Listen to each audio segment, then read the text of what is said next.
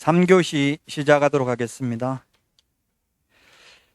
1, 2교시, 2교시 특히 그 용어 정의와 중개사물은 한 문제씩 출제되는데 어렵습니다. 관념적이기 때문에. 이제 이번 시간 82페이지부터는 어려운 거는 없습니다. 그냥 있는 그대로 내용을 암기하면 됩니다. 물론 암기하라고 자꾸 이렇게 하니까 거북할 수도 있겠지만 뭐 예를 들면 숫자 같은 건 암기할 수밖에 없죠. 7일이라는 숫자가 있는데 이게 왜 6일도 아니고 8일도 아닌지 논리적으로 설명해봐라. 그럼 규칙을 만들 때 그냥 7일을 아무 생각 없이 정한 거기 때문에 그런 거는 숫자 같은 건 암기할 수밖에 없어요. 자, 82페이지 공인중개사 제도 보도록 하겠습니다. 시험에는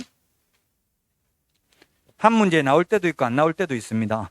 왜냐하면 변별력이 없기 때문에 시험 제도는 다 여러분들이 알고 오셨잖아요. 그래서 시험에 거의 안 나옵니다. 83페이지 2절 공인중개사 제도 보겠습니다. 그 앞에 있는 거는 시험에 나온 적 없습니다. 83페이지 맨 위에 일신전속적이라고 나와 있는데 모든 대한민국 자격증은 다 일신전속적입니다. 시험에 그래서 나온 적이 없고요. 일신전속성이라는 것은 일신, 한 사람 몸에만 전적으로 따라다니는 것이다. 운전면허도 마찬가지죠. 운전자 사망하면 운전면허 취소 없어도 면허 효력은 상실됩니다. 자격 취소 없어도 사람이 죽으면 자격증도 같이 죽는다고요. 시험에 나온 적은 없고요. 영속성, 이 자격증을 한 번 따면 갱신제도가 없습니다. 한 번 자격증 따면 되지. 어떤 자격증은 뭐 예를 들면 세무사가 아니고 세무회계사, 세무회계 뭐 이런 거는 보니까 갱신해야 되더라고요. 5년이나 얼마마다. 와이프가 무슨 세무 그런 거 이거 컴퓨터라는 거 뭐라고 하죠? 전산 세무회계인가 이런 거 있더라고요. 그거 보니까 갱신해야 된다고 또 시험 보고 앉았더라고. 그거 읽어보고 다시 시험 봐야 되는데 안 그러면 없어져 버린대요. 5년인가 얼마마다 한 번씩.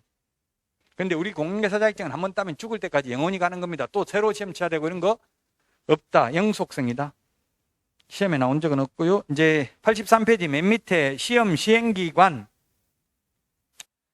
원칙 시도지사입니다. 시도지사라고 하면 공법도 마찬가지죠. 원칙적으로 시도라고 하면 특별시장, 광역시장, 도지사, 제주도의 경우 특별자치도지사죠. 이걸 시도지사라고 합니다. 그러면은 시험에 나온 적은 없지만 세종특별자치시장은 지방자치법상은 광역자치단체에 해당되지만 우리 공인중개사법상은 세종특별자치시장은 시도에 들어가는 게 아니라 시군구에 포함됩니다.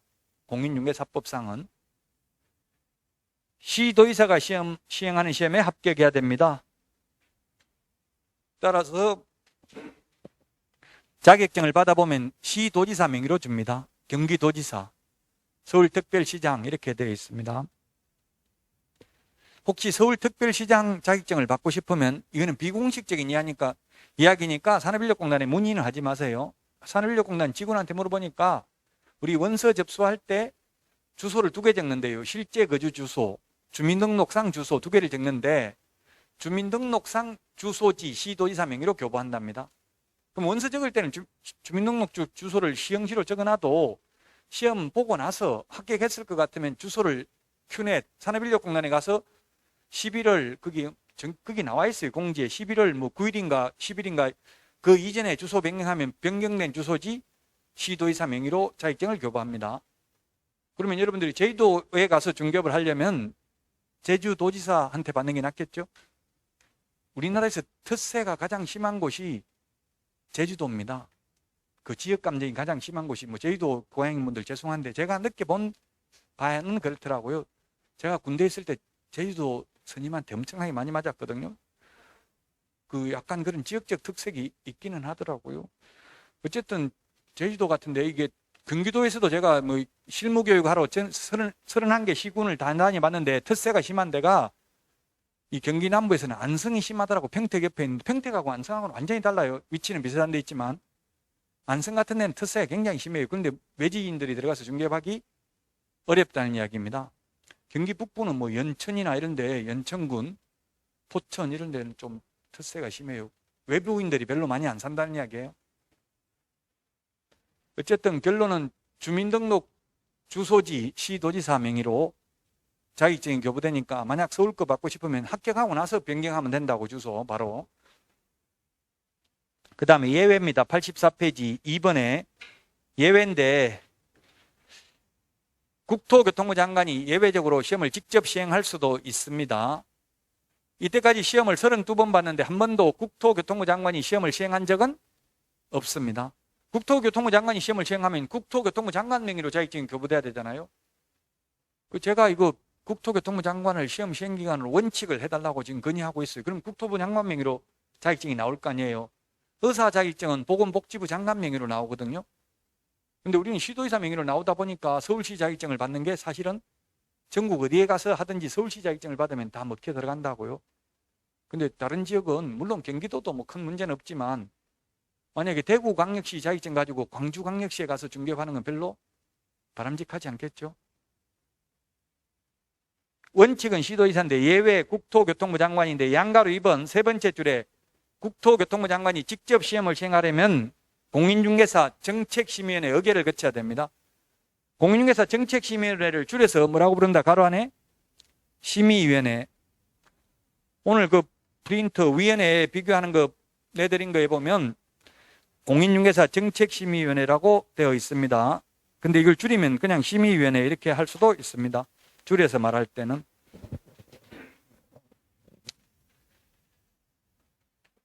그 맨 위에 보니까 공인중개사 시험 등 자격 취득에 관한 사항을 심의 의결할 수 있다고 되어 있잖아요. 오늘 프린트에도.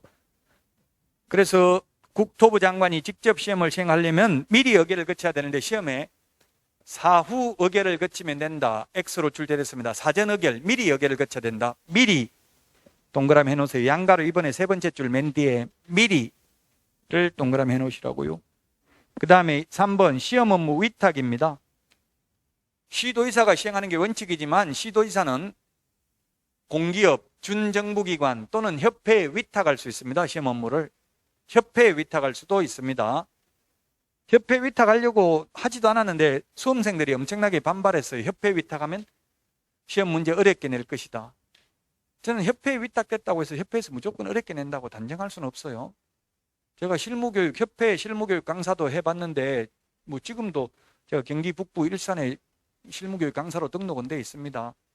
그 해보니까 협회 회장은 이게 합격자가 많이 안 나오니까 한숨 짓더라고요. 손님 받아야 되는데 올해는 큰일이다 이러더라고요. 왜 실무교육 받으면 돈 받고 하거든요. 합격자가 많이 안 나오면 돈이 안 들어오잖아요. 협회 회장은 합격자가 많이 나오기를 바라고요. 회원들은 많이 안 나오기를 바라요. 경쟁자니까 회원들은. 협회 회장은 중개업을 사실상 안 하거든요. 그 협회 업무만 전념하잖아요. 그 속마음하고 겉마음하고 다르다고. 협회 회장 마음은 겉으로는 많이 뽑으면 안 된다고 인터뷰하지만 속으로는 많이 뽑아야 되는데 큰일 났다 이렇게 이야기하더라고요. 그 일본 사람들이 속마음하고 겉마음이 다르죠. 다떼마의 문화라고 하던데 그게 완전히 달라요. 저는 일본에서 충격받은 게 일본 여자가 따라오면서 저한테 길을 안내하고 너무 친절하게 해서 막 진짜 손이라도 한번 잡고 싶더라고. 너무 친절하게 너무 잘해주니까 뭐 진짜 온몸을 바칠 듯이 말하니까 저 뭐 돈이라도 좀 주고 싶고 진짜 그렇더라고요. 근데 그게 진심이 아닐 수도 있다더라고요. 속마음은. 그게 약간 충격은 받았는데 어쨌든 너무 친절하고 여러분들도 중개업하려면 속마음이 어떻든 겉으로 볼 때 그렇게 친절한 게 훨씬 유리하겠죠. 저는 불리해요. 그냥 좋게 말하는 게 손님들이 기분 나쁘냐 이렇게 하고 재수없다고 그냥 가버리는 경우도 많더라고요. 불친절하다고. 근데 그게 잘 안 돼요. 원래 태생적으로. 그건 자꾸 후천적으로 연습을 많이 하셔야 돼요. 저도 강의하고 뭐 이렇게 하다 보니까 그게 친절이 몸에 안 배어있어가지고 진짜 힘들더라고요. 여러분들은 많은 연습을 하시기 바랍니다. 자, 그래서 지금 현재는 어디 위탁되어 있느냐 하면은 준정부기관인 산업인력공단에 위탁되어 있습니다. 대학 전문대학에는 시험 위탁할 수 없습니다. 대학 전문대학에는 위탁할 수 없다. 공인중개사 정책심의위원회입니다. 양가로 1번 맨 밑에 국토부에 둘 수 있다. 둘 수 있다 밑줄 치십시오. 옛날에 두어야 한다 였는데 이명박 정부 때 둘 수 있다로 바뀌었습니다. 왜냐하면 1년에 회의 한 번도 안 하는데 두어야 한다 하면 사무실 마련해야 되고 직원도 있어야 되고 경비가 많이 들겠죠. 따라서 둘 수 있다. 맨 밑에 동그라미 1번 뭘 심의하느냐 하면 우리 프린터 오늘 내드린 거 왼쪽 맨 위에도 있습니다. 둘 수 있다가 있고요. 그 다음에 심의사항 4가지가 있는데 동그라미 1번 밑줄 치십시오. 자격시험 등 공인중개사 자격 취득에 관한 사항 84페이지 맨 밑에서 네 번째 줄 동그라미 1번 밑줄 치시고요. 85페이지 맨 위에 양가로 2번에 보니까 이 자격 취득에 관한 사항은 시도의사가 따라야 된다고 돼 있죠. 심의한 경우 85페이지 맨 위에 양가로 2번에 두 번째 줄 시도의사는 따라야 된다. 자격 취득에 관한 사항을 심의 의결한 경우 시험에 어떻게 나왔냐면 중개 보수에 관한 사항을 심의 의결한 경우 시도의사는 따라야 된다. X로 출제를 했습니다. 중개 보수가 동그라미 3번에 있잖아요. 중개 보수는 시도별로 다를 수가 있습니다. 따를 필요 없습니다. 자격 취득에 관한 사항을 따라야 된다. 이 말은 시도별로 난이도가 다르면 안 된다는 이야기죠. 서울은 어렵게 내고 부산은 쉽게 내고 이러면 안 된다고요. 제가 3번에서 중개업을 할 때 어떤 손님이 와가지고 옆에는 서울서 자격증 땄던데 너는 실력도 없나 보네. 경기도 자격증 걸고 하는 거 보니까 이러더라고요. 그래서 제가 시험 문제는 똑같은데요. 난이도는 이랬더니만 내가 복덕방 사기치는 거 믿을 줄 아냐 하고 그냥 가버리더라고. 말 듣지도 않고. 예, 그런 것도 경험했어요. 그래서 서울 자격증이 더 낫겠구나 싶어요. 저도 경기도 자격증 가지고 있거든요. 또 하나는 다른데 자격증이 있고요. 자격증이 제가 2개 있는데 다른 도께 있기는 한데 서울 자격증은 저는 영원히 가질 수가 없죠. 이제 이미 시험을 볼 수가 없으니까.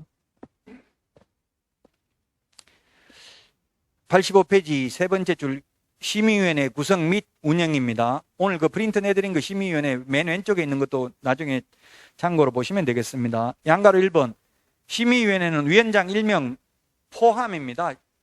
이제 여기서부터는 논란의 여지가 없고요. 공부하기 쉽다고요. 아까 용어정의 중개사물은 생각을 해야 되고 이해를 좀 해야, 이해라기보다 생각을 해야 되는데 이거는 그냥 단순히 암기라고요. 포함 대신에 시험에 제외 X 이렇게 나왔고요. 포함 동그라미 놓으시고요. 7명 이상 11명 이내 위원으로 구성합니다. 자, 오늘 프린터 맨 가운데 1페이지 맨 가운데 보면 인원이 있는데 공인중개사 정책심의위원회는 위원장 1명 포함하여 7명 이상 11명 이내고요. 공제운영위원회는 19명 이내고요. 19명 중에서 협회 회장하고 협회 임원이 3분의 1 미만이어야 하고요. 주택임대차위원회는 위원장 1명 포함하여 9명 이상 15명 이내, 주택임대차 분쟁조정위원회와 상가건물임대차 분쟁조정위원회는 위원장 1명 포함하여 5명 이상 30명 이하, 그 다음에 상가임대차위원회 위원은 10명 이상 15명 이하입니다. 제가 볼 때 상가임대차위원회가 올해 생겼는데 2020년 11월 1일부로 생겼는데요. 작년에 시험에는 안 나왔죠. 그런데 10명 이상 15명, 그리고 분쟁조정위원회도 5명 이상 30명, 이 짝수가 있잖아요. 30명, 10명. 모든 위원회는 사실은 홀수거든요. 홀수. 왜냐하면 민주적 정당성을 확보하려면 과반수 출석, 과반수 찬성. 민주주의의 가장 큰 원칙이 다수결의 원칙이죠. 그래서 실제로 짝수로 하지는 않을 겁니다. 이게 법이 조금 잘못됐어요. 미비하다고. 원래 짝수로 만들면 안 돼요. 두 명 중에서 뭐 찬반, 자, 누구 의견 따르려 하면 안 되잖아요. 2명 다 찬성하지 않아. 1명 반대해버리면 뭐 할 수가 없죠. 3명이 돼야 2명 찬성, 1명 반대하면 우리 다수결로 하자. 이게 말이 되잖아요. 그래서 사실은 짝수가 아니라 홀수라고요. 근데 지금 중대한 흠결이 있는 게 국회의원 숫자가 우리나라 300명입니다. 지금 현재. 옛날 299명이었는데 1명이 더 늘어났는데요. 그 다음에 301명으로 늘린다고 했는데 늘린다고 하니까 국민들이 일도 안 하면서 월급만 쳐받으려고 왜 늘리냐 이렇게 비난해서 못 늘리고 있는데 실제로는 지금 300명 하면 안 됩니다. 1명 더 늘려야 돼 최소한. 줄이는 거는 거의 불가능이니까. 왜? 가부 동수가 나오면 300명 출석해서 150명 찬성, 150명 반대해버리면 아무 일도 할 수가 없죠. 물론 뭐 300명이 다 출석한 적은 한 번도 없기는 합니다만은. 자, 어쨌든 7명 이상 11명 이내입니다. 자, 그 다음에 양가로 2번 85페이지 위에서 6번째 줄 양가로 2번 위원장은 국토부 1차관, 국토부 제1차관 밑줄 치시고요. 그 다음에 위원은 다음 어느 하나에 해당하는 사람 중에서 국토부 장관이 임명 위촉한다. 국토교통부 장관 밑줄 치시고 시험에는 위원장, 위원장이 위원을 임명 위촉한다. X입니다. 국토부 장관입니다. 오늘 프린트에 보니까 위원장을 보니까 공인중개사 정책심의위원회는 국토부 제1차관, 공제운영위원회 위원장은 호선이라는 게 뭡니까? 호선, 교황. 천주교에서 교황은 어떻게 뽑아요? 교황은 추기경들 중에서 호선을 하죠. 콘클라베에서 호선을 하잖아요. 과반수 득표자 나올 때까지 계속 하잖아요. 그게 호선이라는 말은 공제운영위원회 위원 중에서 뽑는 게 호선이에요. 국회의장은 국회의원 중에서 뽑잖아요. 반장은 그 반원들 중에서 뽑는 게 반장이잖아요. 이거 호선이죠, 호선.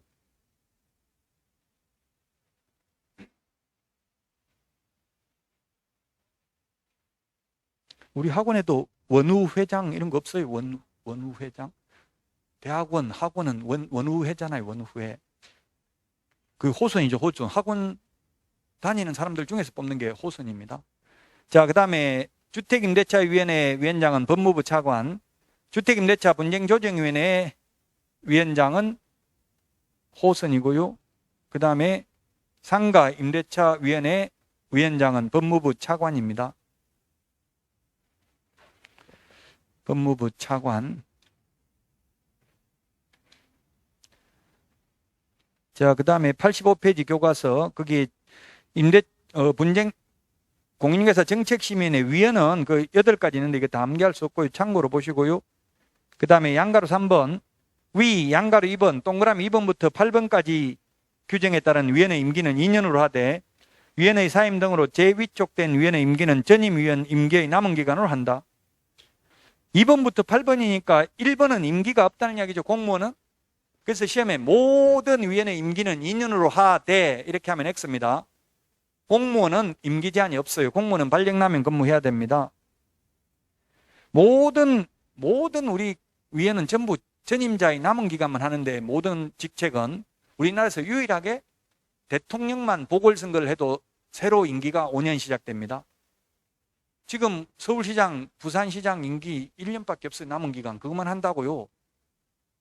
지금부터 4년 하는 게 아니고 전임자의 남은 기간만 합니다.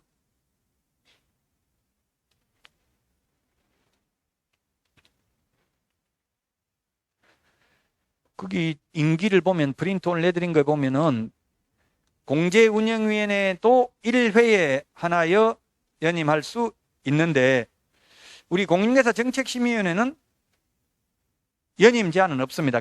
연속해서 계속 할 수 있습니다. 주택임대차위원회도 한 차례만 연임할 수 있다고 돼 있죠. 그 다음에 주택임대차 분쟁조정위원회는 연임 제한이 없고요. 그 다음에 상가임대차위원회도 한 차례만 연임할 수 있습니다. 우리 대통령은 중임할 수 없다 이렇게 돼 있잖아요. 다시는 대통령 그만두더라도 다시는 못합니다. 근데 러시아 같은 데는 연임할 수 없다 하니까 푸틴은 그만뒀다 다시 하잖아요. 연임 제한이 있으니까. 연속해서만 못하는 게 연임이라고요.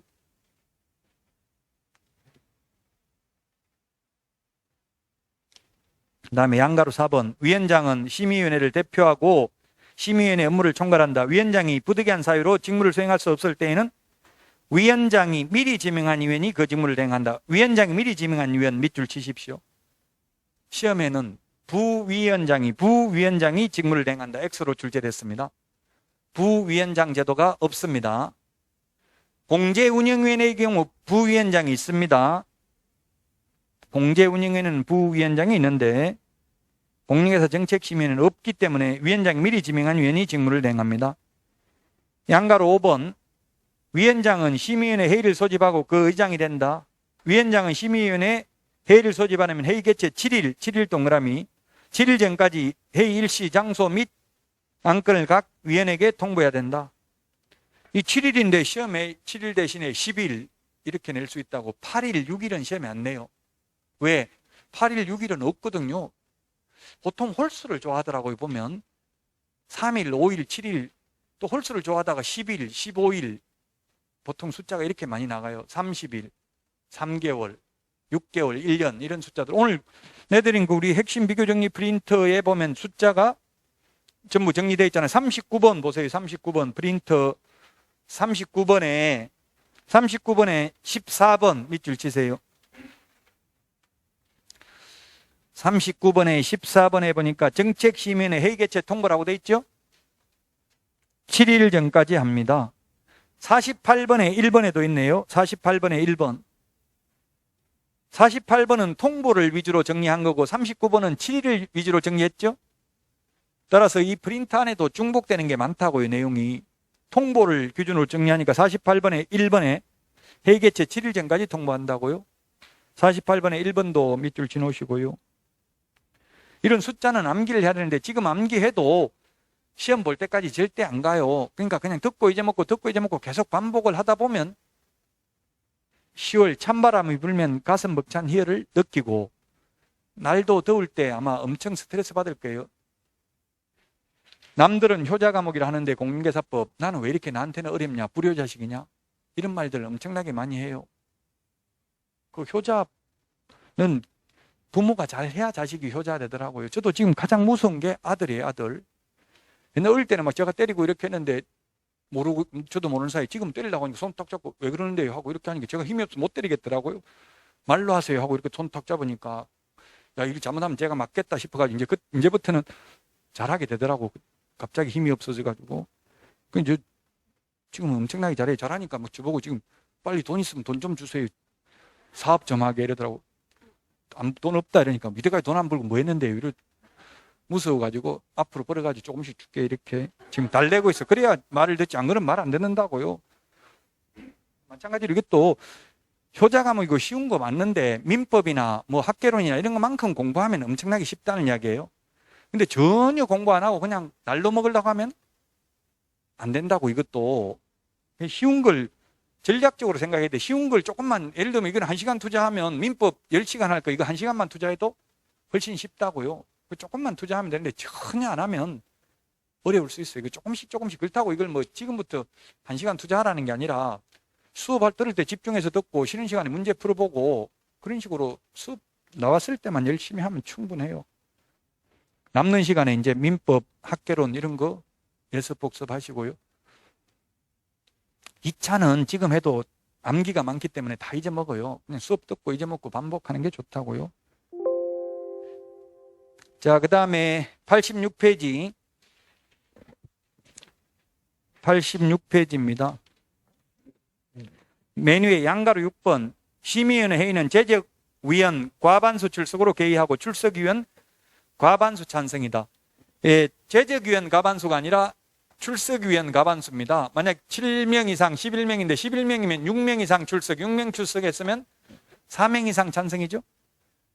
시험에 제적위원 과반수 찬성을 의결한다 하면 X, 출석위원 과반수라고요. 그 다음에 3번 위원의 제척, 기피, 회피, 해촉 등인데요. 30회 때 시험에 출제됐네요.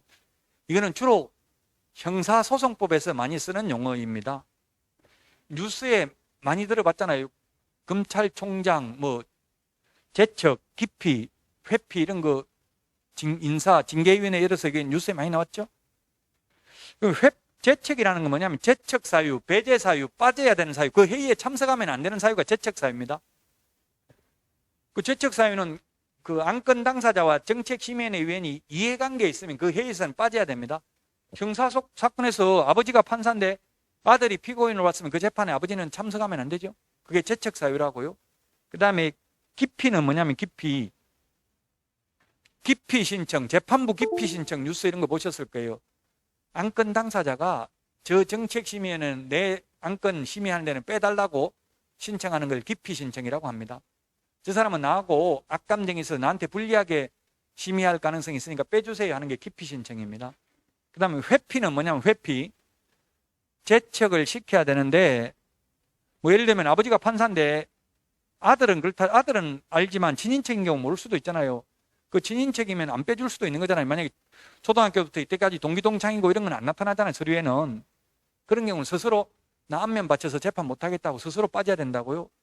이해충돌의 여지가 있는 경우는 제척 사유에 해당되면 스스로 제척을 안 시켜주면 스스로 회피, 난 빠지겠다 회의에서 하는 걸 회피라고 합니다.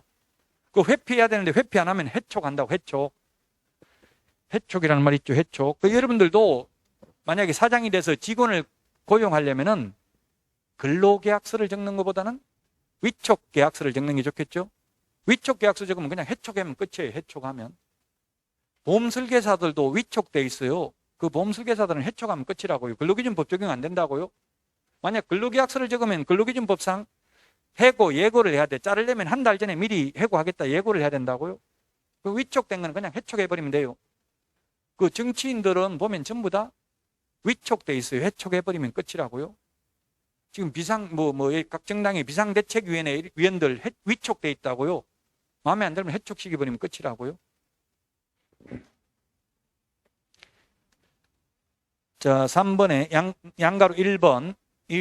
그 재척 사유에 보니까 동그라미 1번. 위원 또는 그 배우자나 배우자 이 어떤 사람이 안건 당사자 되는 경우에도 배우자 이 어떤 사람, 지금 배우자 아니에요. 이혼했어요.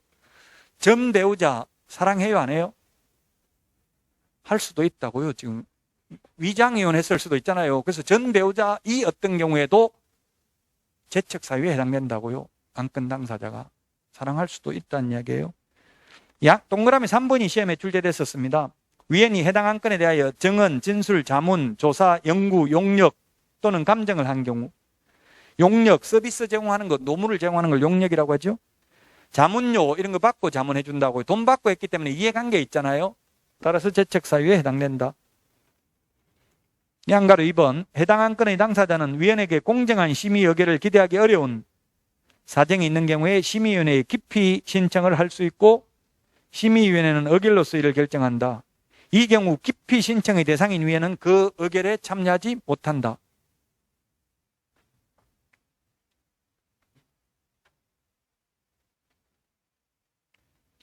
자, 그 다음에 양가로 3번. 위원 본인이 재척 사유에 해당하는 경우에 스스로 해당 안건의 심의 의결에서 회피해야 된다, 빠져야 된다, 피해야 된다 이 말이죠. 회피 안 하면 양가로 4번 맨 밑에 해촉할 수 있다. 해촉. 공인중개사 제도 중에서 이게 정책심의위원회가 최근에 신설됐기 때문에 지금 제가 오늘 위원회 비교하는 걸 프린트 내드렸고요. 87페이지 응시 자격입니다. 30일에 출제됐네요. 시험 못 보는 경우는 딱 두 가지밖에 없다. 외국인도 시험 볼 수 있고 학력 제한 없고 나이 제한 없고 국적 제한 없습니다. 원칙적으로 모두 시험 볼 수 있습니다. 교도소에 복역 중인 자, 피성년 후견인, 피한정 후견인, 미성년자, 파산 선고받은 자, 신용불량자 다 시험 볼 수 있습니다. 저한테 질문하러 많이 와요. 쉬는 시간에 질문하라고 하니까 출소한 지 한 달밖에 안 됐는데 시험 봐도 됩니까? 됩니다. 오지 마세요. 그러면 또 얼굴을 쳐다봐야 되고 얼굴 보면 선입관이 생기잖아요. 또 한 달 만에 출소했다 이러면 약간 무서워할 수도 있어요.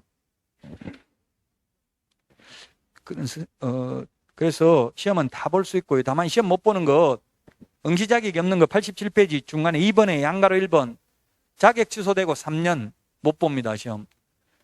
암기 프린터, 오늘 내드린 게 암기 프린터 또는 핵심 비교 정리 프린터 같은 말입니다. 암기 프린터 46번에 동그라미 5번 찾아서 밑줄 치놓으세요. 자격 취소되면 3년간 시험 못 본다고 46번에 5번. 양가로 2번 부정행위 하면 우리 교과서 87페이지 맨 밑에서 세 번째 5년간 무효 처분일로부터 5년간 시험 못 봅니다. 암기 프린터 41번에 동그라미 1번 찾아서 밑줄 치놓으세요. 41번에 동그라미 1번. 부정행위 5년, 자격 취소되면 3년. 부정행위 5년 이것도 제가 건의는 많이 하고 있어요. 수능시험은 부정행위하면 1년간만 시험 못 보는데 왜 우리는 5년이나 못 보냐? 불합리하다. 우리도 1년만 못 보게 해달라 하니까 어르신 너무 심려치 마십시오.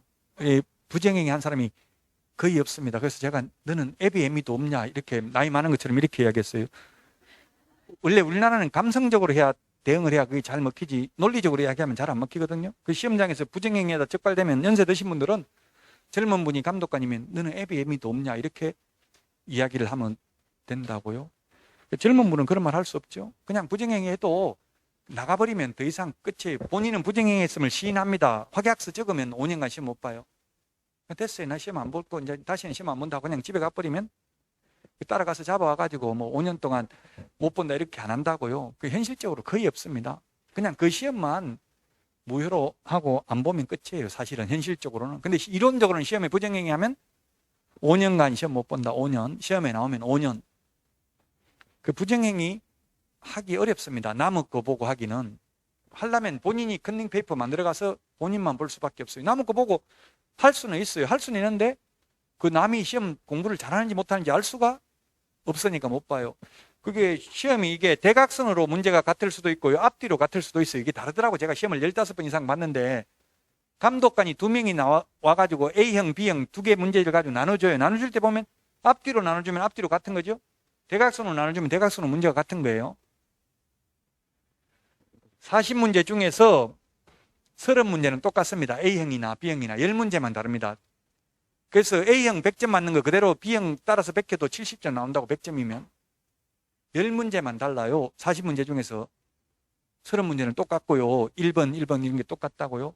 제가 다 그 검토를 해보고 말씀드리는 거예요. 문제를 A형, B형을 다 확인해보고. 그리고 원칙적으로 1번 지문, 2번, 3번, 4번, 5번이 있으면 이게 40문제가 시험에 나오는데 이게 1번 지문이 답인 게 8개, 각각 8개씩 되도록 하라고 합니다. 그러니까 시험을 나는 봤는데 뭐 40문제 중에서 35문제가 다 3번만 체크되어 있다면 이거는 거의 불합격이라고 봐야 되겠죠? 각각 8문제씩 하라고 요청한다고. 그래서 거의 공인중개사법은 맞아요. 다만 이게 안 맞는 게 공시세법은 과목이 2개니까 지적법, 등기법, 이게 세법 3개, 지적법, 등기법, 세법, 지적법이라는 건 없죠. 지금 공간정보 구축 및 관리 등에 관한 법률인데 편의상 줄여서 지적법이라고도 합니다. 옛날에 쓰던 용어니까. 어쨌든 그 공시세법은 조금 한 문제 정도 차이 날 수 있어요. 1번이 8개면 나머지가 9개 이렇게 될 수는 있어요. 그 외의 과목은 거의 이게 8개씩이더라고. 다 1번, 2번. 그럼 찍으려면 어떻게 해야 돼? 대충 보고 이게 3번이 너무 많이 나왔으면 이제 3번은 안 찍는 게 좋겠죠. 내가 한 게 다 맞다는 전제하에서 좀 적게 있는 번호를 찍는 게 좋다고. 만약에 예를 들어서 학교론 계산하는 걸 몰라가지고 그냥 하나를 일괄적으로 찍으려면 내가 풀어낸 것 중에서 가장 문제 적게 나와 있는 거, 정답이 적은 거 하나 그냥 왕창 7개, 8개 찍어버리면, 재수 좋을 때는 저도 한번 찍어봤는데 8개 찍었는데 5개까지 맞춘 적도 있어요. 찍었는데 계산 문제가 다 1, 2, 3, 4, 5번 그 연속해서 나오는 게 아니잖아요. 여기저기 섞여서 나오잖아요. 그 찍을 생각하지 말고 일단 지금은 열심히 공부하고 나중에 안 되면 실제 시험장에 가서는 시간 안배를 해야 되거든요. 그 계산 문제 풀고 앉았으면 안 되는데 풀고, 어떤 분이 뭐 저당상수 K를 8분 만에 한 문제 풀어서 구했습니다 하고 기뻐하십시오 해가지고 저한테 문자 왔길래 슬퍼하십시오. 제가 이렇게 해서 그 8분에 한 문제 풀어가지고는 떨어지죠. 1분에 한 문제 풀어야 되는데 OMR 카드 마킹하는 거 빼면 1분에 한 문제 풀어야 돼요. 그 8분에 걸쳐서 계산한 거 풀어가지고 기뻐할 일이 아니라고요. 부정행위 5년, 자기 취소 3년, 시험 못 봅니다. 88페이지. 메뉴의 시험은 매년 1회 이상 시행한다. 부득이한 사유가 있는 경우 당연히도 시험을 시행하지 아니할 수 있다. 결론은 시험을 1년에 10번 보든 10년에 시험을 한 번 보든 가능하다는 이야기입니다. 현실적으로는 1년에 한 번씩 시험을 봅니다. 물론 이번에 의사 시험도 2번 본 것처럼 우리 공인중개사 시험도 2번 본 적이 있다. 15회 시험 딱 한 번 어렵게 출제돼가지고. 그래서 절대로 완전히 어렵게는 못 내고요. 이때까지 나왔던 기출문제 범위 내에서 80% 이상은 출제됩니다. 난이도가. 갑자기 어렵게는 못 낸다고요. 패턴은 그대로 나옵니다.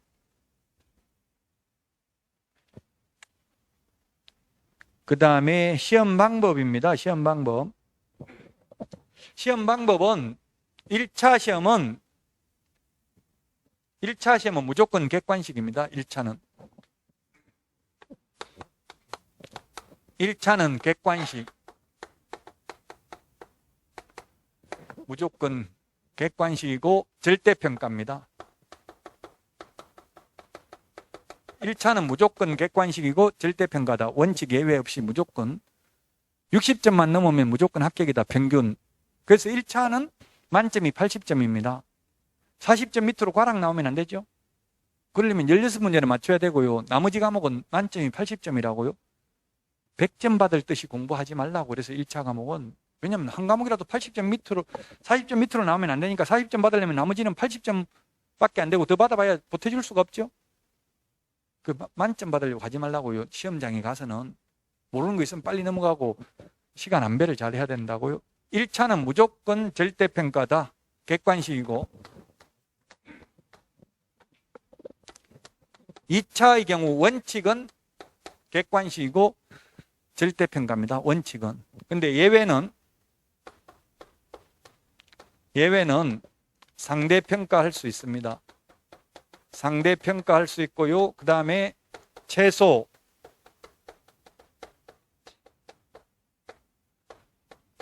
선발 인원이나 최소 선발 비율을 공고할 수도 있습니다. 그 공고할 때 이걸 이미 예정 공고가 나왔는데 이런 공고가 없었기 때문에 올해는 원칙적인 방법으로 시험을 보기 때문에 올해는 절대평가고요. 60점 평균 넘으면 무조건 합격이고요. 객관식으로 시험 출제한다고요. 올해는. 근데 2차의 경우에는 상대평가 할 수 있는데 상대평가를 5회, 6회, 7회, 8회, 9회까지 상대평가 상대평가하면 어떻게 하냐면 올해는 그때 그 당시 상대평가할 때 2년에 3,000명 뽑았어요. 2년에 3,000명. 그럼 1년에 1,500명 정도 뽑은 거죠. 근데 IMF 극복을 위해서 1999년 10회 시험부터 15,000명 정도 선발됐습니다. 10회가. 10회 이후 지금까지 평균 15,000명 이상 선발됐습니다. 해마다. 지금 주택관리사가 1,600명 정도 뽑았는데요. 작년에 1,600명 정도. 우리는 최소한 10배, 주택관리사보다 10배 이상은 합격자가 더 나옵니다. 최소 15,000명 이상, 많이 나올 때는 우리 32,000명까지 합격자가 나왔어요. 물론 1회 시험에는 6만 명 뽑았고요. 1회 때는 절대평가 해가지고. 상대평가 할 수 있는데 올해는 안 한다. 최소 선발 인원이나 올해 최소 10,000명은 뽑는다. 이렇게 할 수 있다고요. 그리고 올해 최소 응시자 대비 20%는 뽑는다. 이렇게 할 수 있습니다. 근데 한 적은 없습니다. 한 번도. 만약에 올해 최소 10,000명은 뽑는다 했는데 60점 이상이 15,000명 나왔습니다. 그러면 5,000명은 불합격입니까? 15,000명 모두 합격입니까? 최소 10,000명 뽑는다고 했는데 60점, 평균 60점 이상, 과락 없이 60점 이상 인자가 15,000명 나왔다고요. 15,000명 모두 합격이다. 아니면 10,000명만 합격이다. 모두 합격이죠. 최소만 정해놓고 최대는 없으니까. 최소 10,000명이라고 써요. 최대는 20,000명이든 30,000명이든 60점 이상이면 다 합격이라는 이야기예요. 물론 이렇게 한 적 없다고요. 최소 선발 인원이나 최소 선발 비율을 공고한 적은 없습니다.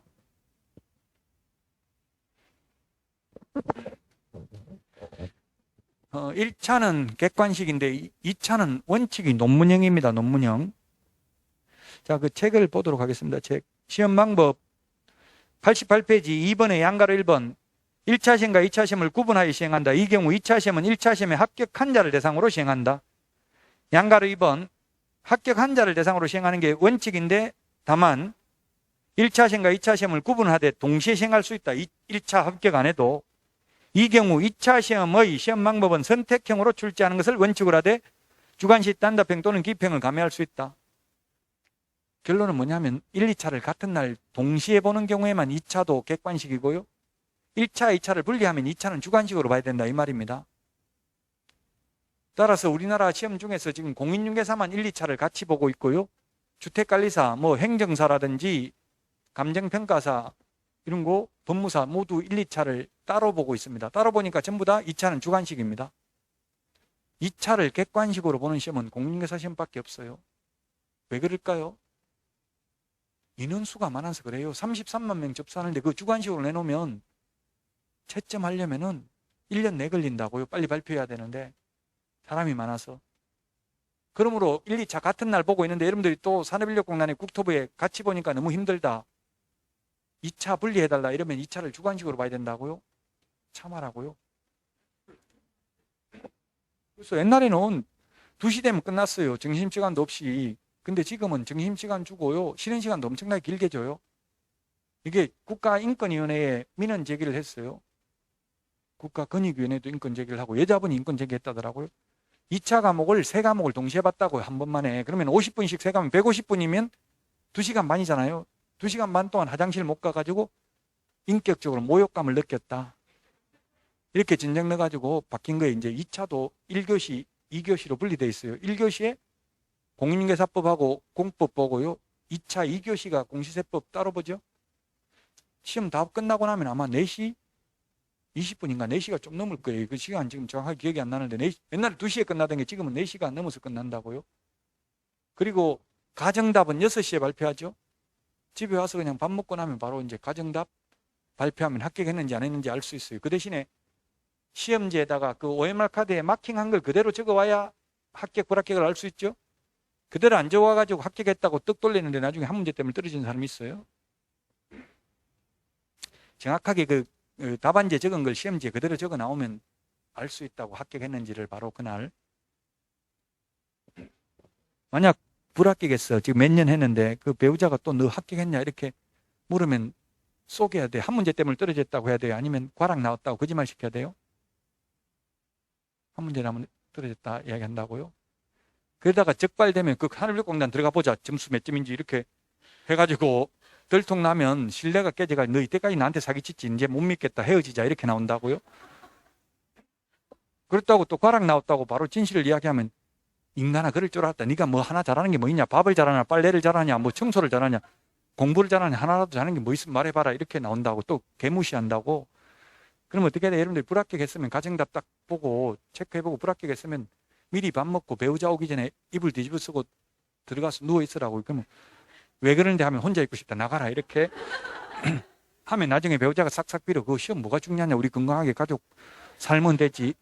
이러면 며칠만 그러면 버티면은 싹싹 빌면 그냥 마지못해서 나와 있으면 묻지도 못해 몇 점 받았는지 이런 거. 그 거짓말을 하지 말라고요. 말 못하게 그냥 막으면 돼요. 자, 그 다음에 시험 일부 면제입니다. 시험 일부 면제. 그 일부 면제 위에 양가로 3번에 보니까 1차 시험과 2차 시험을 동시에 시행하는 경우 1차 시험에 불합격한 자의 2차 시험은 무효한다. 이 말은 1차는 과락 나와서 불합격이고 2차는 평균 80점이에요. 소용없죠. 그 다음에 1, 2차 같이 봐야 된다고 시험. 근데 1차는 합격하고 1차 불합격했으면 그 다음 시험, 다음 회의 시험에서 2차만 보면 되죠. 그 지금 예습복습 1차 위주로 하시라고요. 1차 위주로 예습복습하고 2차는 2차라고 말하면 좀 얘가 남은 과목까지 말해서 그렇긴 한데 제 과목은 안 해도 돼요. 예습복습. 수업만 빠지지 말고 열심히 들으라고요. 1차 위주로 예습복습하고 1차만 계속 예습복습하고 2차는 수업만 들어도 나중에 가면 2차가 점수 더 잘 나와요. 시험 볼 때 되면. 지금은 힘들지만. 그런 분들 많아요. 1차 한 문제 때문에 떨어지고 2차는 80점으로 합격하는 분들 많이 나온다고요. 왜냐면 과목 수가 적으니까 변수가 더 많다는 얘기. 한 과목만 시험 못 봐버리면 떨어질 확률이 높죠. 과목이 많으면 많을수록 한 과목 못 봐도 다른 과목에서 보태주면 되잖아요. 8회 시험까지는 공법이 1차 과목이었습니다. 공법이. 9회 때 2차로 바뀌었어요. 공법이. 8회 때까지는 부동산학과에서 석사 이상 받으면 1차 면제됐습니다. 지금은 1차 면제 없어요. 무조건 시험 봐야 돼요. 석사, 박사라도 면제되는 거 없다고요. 시험 다 봐야 된다. 시험의 일부 면제입니다. 맨 밑에 3번. 1차 시험에 합격한 자에 대해서는 다음 회의 시험에 하나여 1차 시험을 면제한다. 회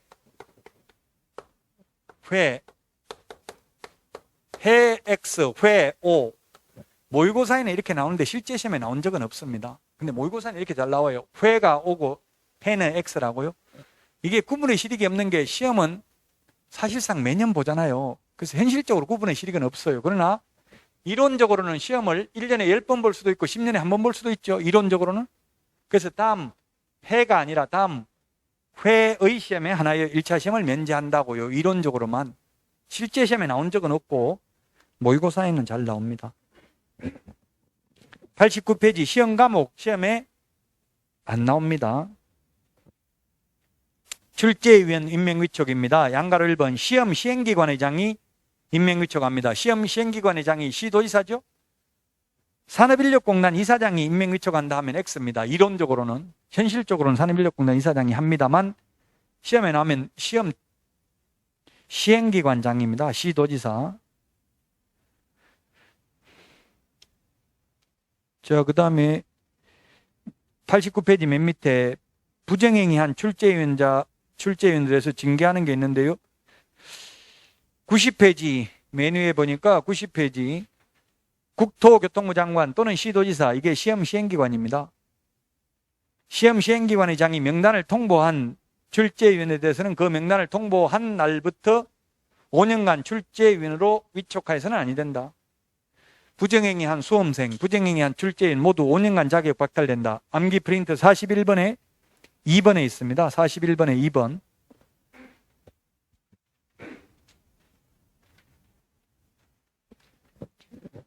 (41번에) 2번에 있다. 자, 그 다음에 시험 공고입니다. 시험 공고 양가로 1번, 양가로 2번 이게 개정됐습니다. 개정됐는데 개정된 걸 다음에 다른 거 할 때 한번 개정된 걸 프린트 내드릴 수 있으면 내드리도록 하겠습니다. 지난달에 오신 분들은 프린트 드렸죠? 이거 개정된 거? 못 받았어요? 받았어요? 예, 양가로 1번, 양가로 2번 이게 바뀌었는데요. 시험 시행기관장은 시험을 시행하고자 하는 때는 예정 시험 일시, 시험 방법 등 시험에 관한 계략적 사항을 매년 2월 28일까지 이렇게 돼 있던 것을 지금은 2월 말까지 이렇게 돼 있습니다. 2월 말까지 관보 및 일간신문인데 지금은 방송, 관보, 방송, 인터넷 홈페이지에 게시해야 됩니다. 방송, 인터넷 홈페이지에 게시해도 됩니다. 일간신문, 방송이나 또는 인터넷 홈페이지에는 반드시 게시를 해야 된다고요. 그 다음에 확정공고, 양가로 2번 확정공고는 90일 전까지 관보 및 일간신문인데 우리 암기 프린트 38번에 6번 38번에 6번에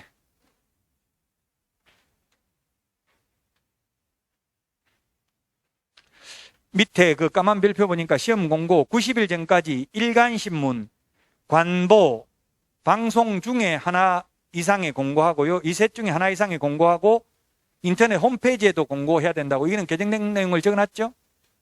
암기 프린트 38번 6번 밑에 까만 별표 90일 전까지 일간신문, 관보 또는 방송 중 하나 이상의 공고하고 인터넷 홈페이지에 공고해야 된다고요. 양가로 1번, 2번이 개정됐습니다. 그 다음에 응시수수료인데요. 응시수수료. 양가로 2번.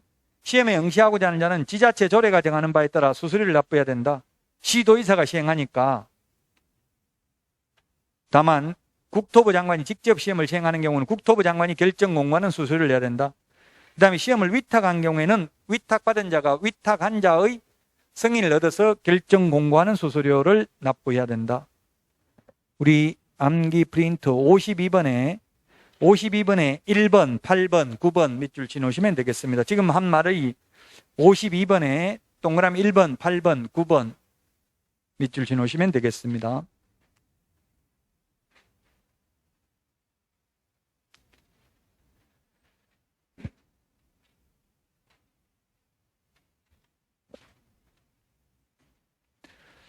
(91페이지) 양가로 4번. 제가 응시했다가 환불받는 게 있다고 했죠? 동그라미 1번 수수료를 과오납한 경우 전부 다 돌려줍니다. 과오납이라는 것은 잘못해서 초과해서 낸 부분은 다 돌려준다. 2번 시험 시행기관의 기책 사유로 응시하지 못한 경우 다 돌려주는데 2번이 이런 경우는 이때까지 한 번도 동그라미 2번은 없었습니다. 작년에는 코로나19 확진 판결을 판정받은 사람 시험 못 봤습니다. 근데 그 변호사 시험에 이게 헌법재판소 제기해가지고 헌법재판소에서 헌법 위반된다 해서 이제 시험 기회 주라고 해가지고 의사시험도 봤습니다. 아마 올해는 코로나 걸린 분도 시험 볼 수 있을 거예요. 작년에는 못 봤어요. 코로나 확진 받은 사람. 열이 뭐 몇 도 이상 된 사람 못 보게 막았어요.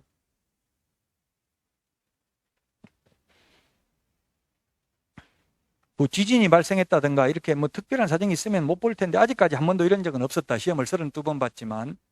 그 다음에 3번 원서 접수 기간 내에 취소하면 전부 다 돌려주고요. 4번 원서 접수 마감일 다음 날부터 7일 이내에 접수를 취소하면 60% 돌려주고요. 5번 시험 시행일 10일 전까지 접수를 취소한 경우 100분 50 돌려준다. 이게 돌려받은 사람들 추가 접수 아까 한다고 했죠. 돌려받는 분들이 36만 명 중에서 한 2만 명 정도는 돌려받았더라고요. 그럼 2만 명 정도는 추가 접수할 수도 있어요. 원서 접수를.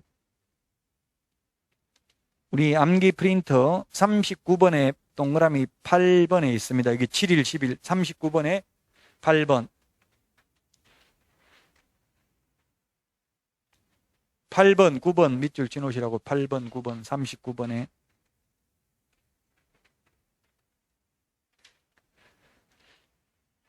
합격자 결정, 이거는 시험에 안 나옵니다. 합격자 결정, 아까도 이야기했죠. 절대평가인 경우는 무조건 평균 60점만 넘으면 된다. 40점 밑으로 가락 없이. 다 아는 이야기니까 2차는 예외적으로 상대평가할 수 있는데 지금 최근 20년간 다 절대평가였습니다. 92페이지 합격자 공고입니다. 합격자 공고하고요. 개별 통지는 안 해줍니다. 사실은 그 한국산업인력공단 큐넷 인터넷 홈페이지에 들어가면 전부 합격자 명단이 다 있습니다. 시도별로도 있고요. 개별 명단도 있고요. 그 우리 실무교육을 받으려면은 원래 공인에서 자격증 있는 사람만 실무교육을 받아야 됩니다. 개업할 사람만. 그 실무교육 받으려면은 실무교육 수료증을 받으려면 자격증 사본을 제출해야 돼요. 따라서 합격하고 아직 자격증 받기 전에 실무교육 받으려면은 큐넷에서 보면 합격 증명서 이게 발급을 해줘요. 그럼 그거 받아가지고 제출하면 돼요. 실무교육을 미리 받고 싶으면. 취직하려면 실무교육 미리 받아놓는 게 취직하기 쉬워요? 미리 안 받아놓는 게 취직하기 쉬워요? 미리 받아놓으면 취직 못합니다. 현실적으로. 사장님이 묻는다고 면접할 때 실무교육은 받았습니까? 이렇게 묻는다고. 예, 받아놨습니다. 벌써 아직 합격증, 자격증도 교부도 안 했는데 이러면 취직 안 됩니다. 근데 실무교육 받아놨냐 이러면 사장님 그거는 뭡니까? 또 그런 것도 해야 됩니까? 이렇게 물어야 돼요. 그러면 너 자격증 딴 거 맞냐? 예, 맞기는 맞는데 제가 개업할 생각이 없어서 딱 60점 재수로 이 신청 받아줘가지고 60점 받아가지고 잘 모르는데 좀 사장님한테 지도 편달을 부탁드립니다. 이렇게 제가 개업할 생각 없다. 또 한 번 더 말해야 돼. 개업할 생각이 없어서 신경을 안 써가지고 잘 몰라서 죄송합니다. 이러면 이 개업할 생각이 없구나. 그러면 취직 받아준다고. 근데 받아주자마자 실무교육 받아놓으면 바로 개업하려고 받아놨다 생각하고 잘 취직하기 힘들어요. 필요하면 사장님 그때 받으라고 그래 빨리. 그러면 금방 받으면 된다고요. 필요하면 자기들이 받으라고 하면 그때 받아야 돼. 미리 받아놓지 말고 제발. 93페이지입니다. 자격증 교부. 시도의사가 교부하는데 세 번째 줄에 1월 이내에 교부합니다. 1월 이내에. 1월 이내에 교부하는데 2월 이내에 교부한다. X로 줄절했습니다. 1월 이내에 교부합니다. 암기 프린터 45번에 동그라미 1번에 있습니다.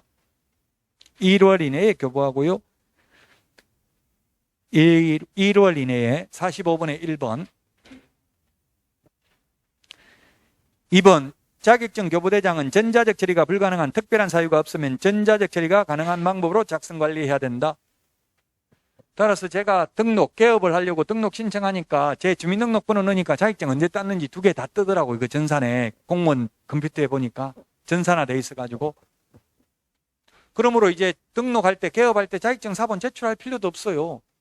땄는지 안 땄는지 그 인터넷에 다 나온다고 공무원이 가지고 있는 컴퓨터에. 자격증 재교부입니다. 자격증 재교부. 자격증 재교부는 교부한 시도지사에게 재교부를 신청해야 됩니다. 여러분이 경기도지사한테 받아가지고 서울서 분실해가지고 서울서 중개받아 분실해도 서울시장한테 가면 안 준다고요. 모든 결정권자와 변경권자는 똑같다고요. 처음에 자격증 받은 사람한테 가서 재교부 해달라고 해야 된다고요.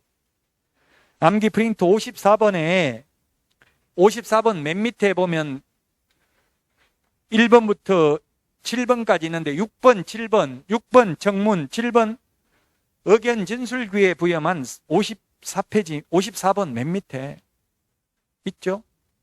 6번, 7번 청문과 의견 진술기에만 사무소 관할 시도지사고 나머지는 교부한 시도지사입니다.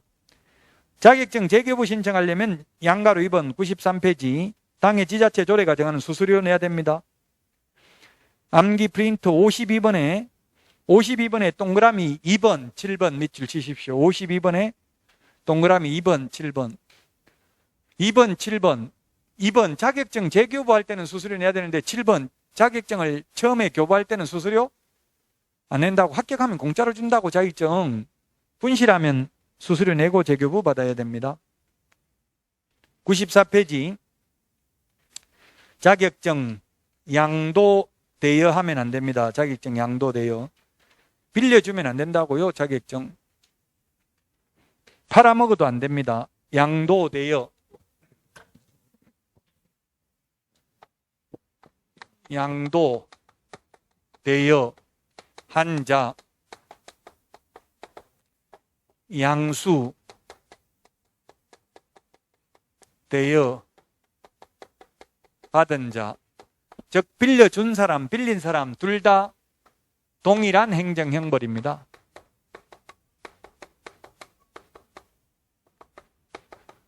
둘 다 1년 이하의 징역이나 1,000만 원 이하의 벌금에 처합니다.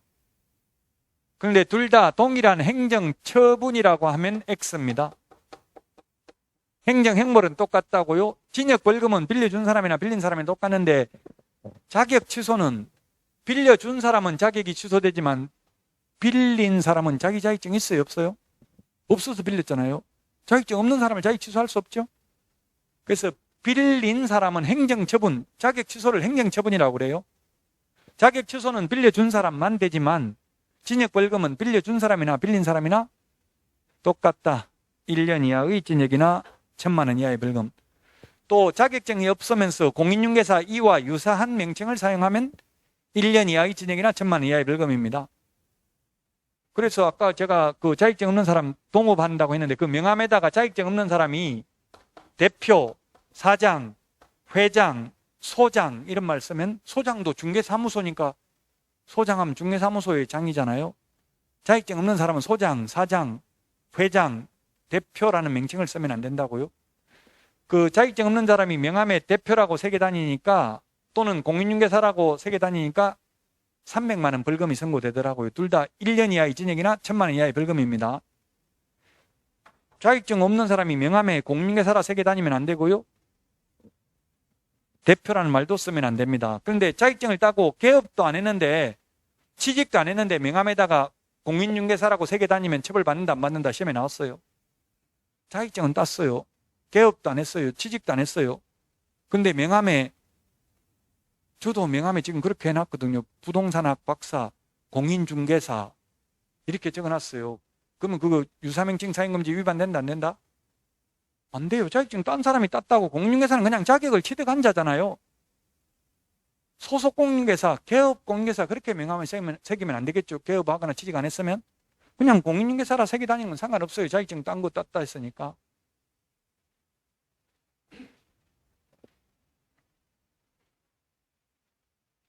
그렇게 명함 새겨 다니다가 사람들 주니까 재수없다 해가지고 요즘은 빼버렸어요. 이제 명함에 그런 거 자꾸 하니까 안 좋아하더라고요. 저는 좋아할 줄 알았더니만. 양도 대여 안 되고요. 그 다음에 그 96페이지 유사명칭 사용금지까지 했습니다. 이제 다음 주에는 98페이지 중개사무소 개설 등록 및 결격 사유. 그 진도는 계획표에 있으니까 참고로 뭐 예습하고 싶으면 참고로 보시고요. 굳이 예습 안 해도 됩니다. 잠깐 쉬었다가 오늘 내드린 문제 풀도록 하겠습니다.